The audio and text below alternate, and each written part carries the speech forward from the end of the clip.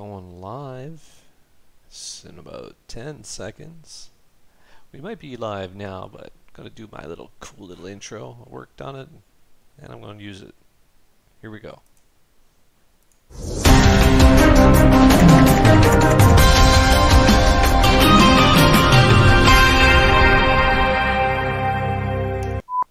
Alright, makes us look more official. Okay, so as we all know, Fortnite will be doing something new called Season 5, not that far away. And some people have been reporting about these cool little llamas popping up in London. This is as early as 7 hours ago that this was reported, so that's kind of cool. What else was I looking at? I actually was looking at quite a few things. I think this one had probably the best sneak peek. Let me see if I can get this one going.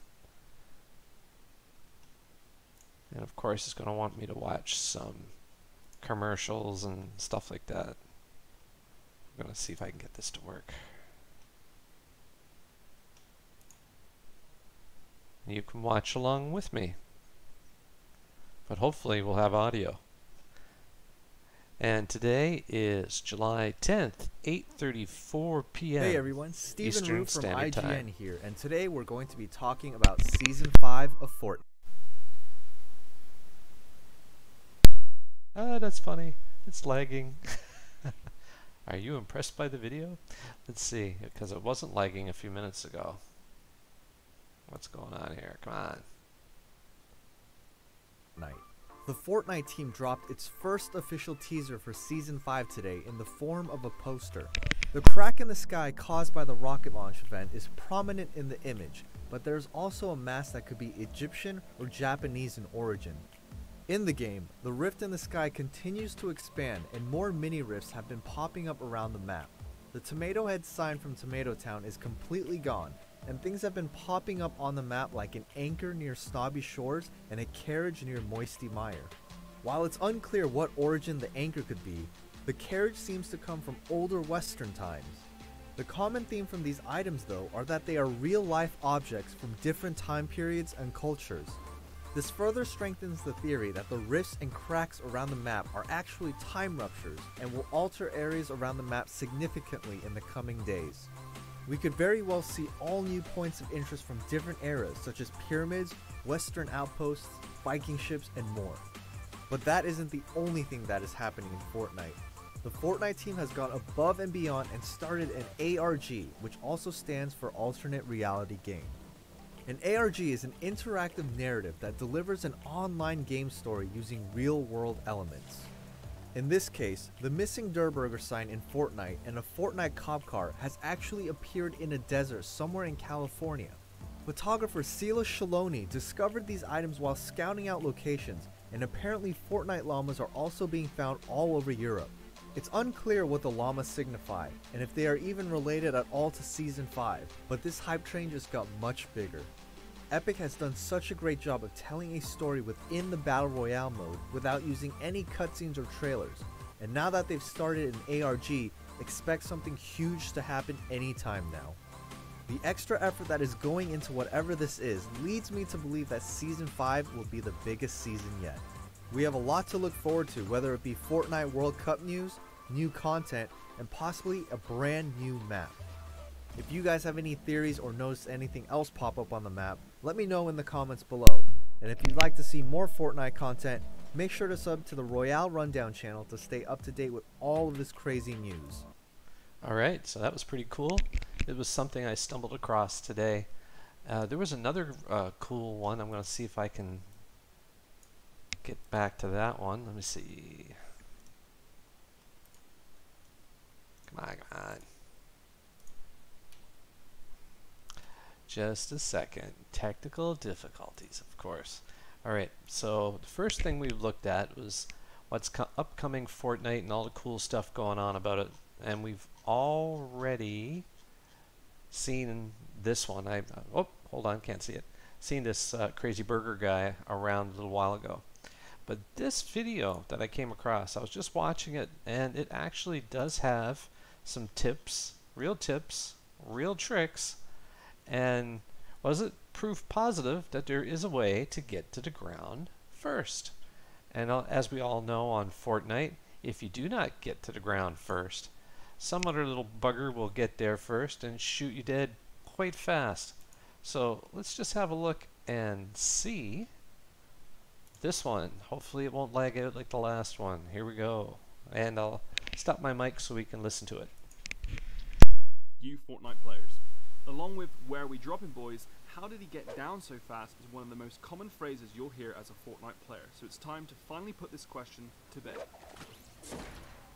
Is there a way to guarantee you'll land at your chosen location before every other player, giving you first choice on the loot? Let's find out.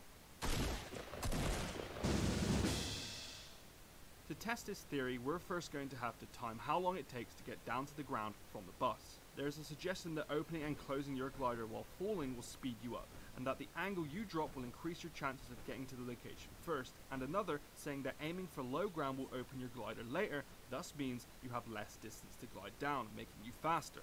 To do all this, we're going to need to play a lot of games, but before we get into this, it's worth pointing out that the glider constantly falls at the same speed, so if you're static and just floating down, it's the exact same drop speed as if you were moving around in your glider. Okay, now that that's off my chest, let's test. So first up is a direct fall from the bus. We'll aim for just outside of Junk Junction. Okay, so jumping out of the bus and heading straight for the ground takes approximately 12 seconds for the glider to open. Then if we just leave the glider like so and float down, it takes a further 19 seconds before our feet are on the ground, making it a total of around 30 seconds. But what about the height difference? Before we test this, it's good to know that buildings, trees and hills do affect your glider deployment height, so it's best to drop down on the lowest point possible, approximately a square away from your target POI. Here we have two people dropping out of the battle bus at identical times. One heads for the sea and will swoop into land on the mansion, and the other player will simply dive straight down to it, float above it and then land. Let's see who's quicker.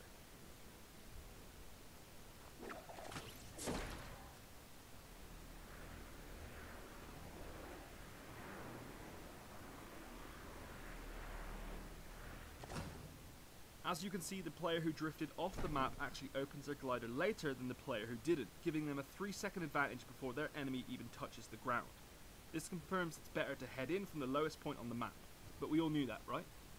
Another test is to have two of us aim for the same POI at the same time, but one player dropping directly on top of it and another player dropping 1 square away on the map. But if we watch a drop at 1.5 squares, it seems to be the most advantageous, allowing you to glide in and take the loot before anyone else.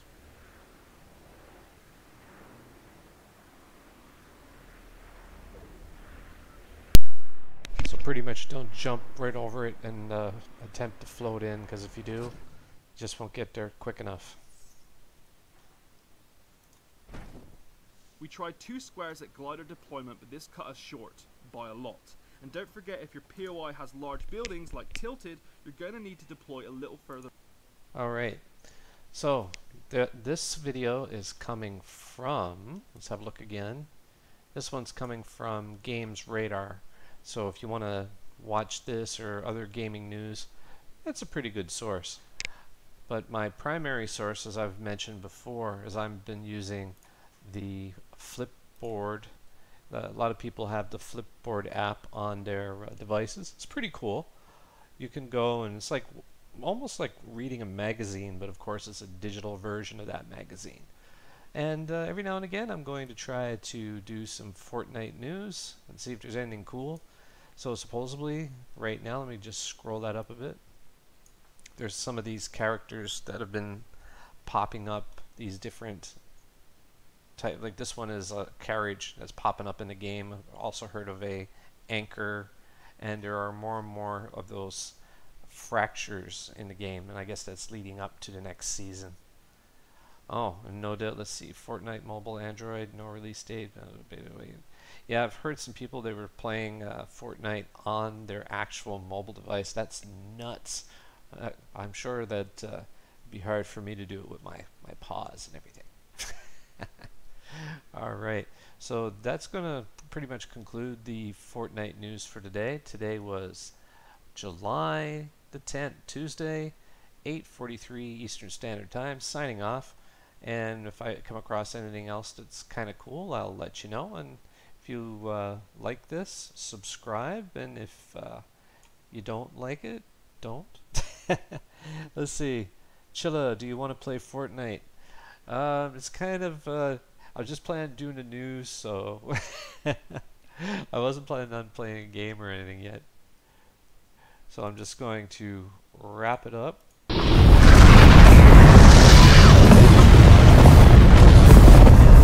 Thanks for more cool stuff.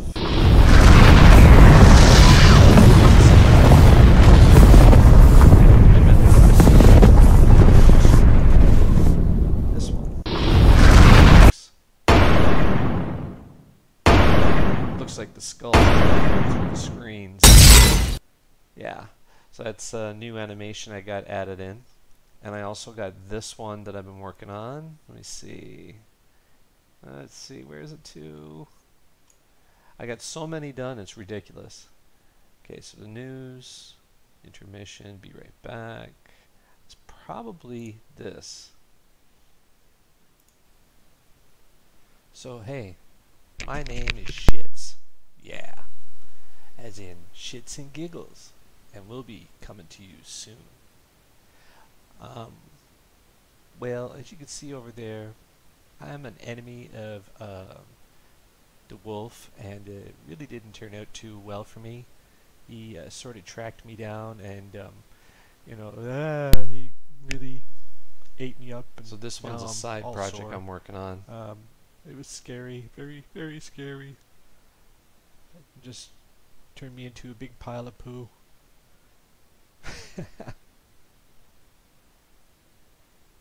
So, you know, help out the wolf where you can, because if you don't, he'll eat you up and poop you out. Subscribe. Okay, bye. This one.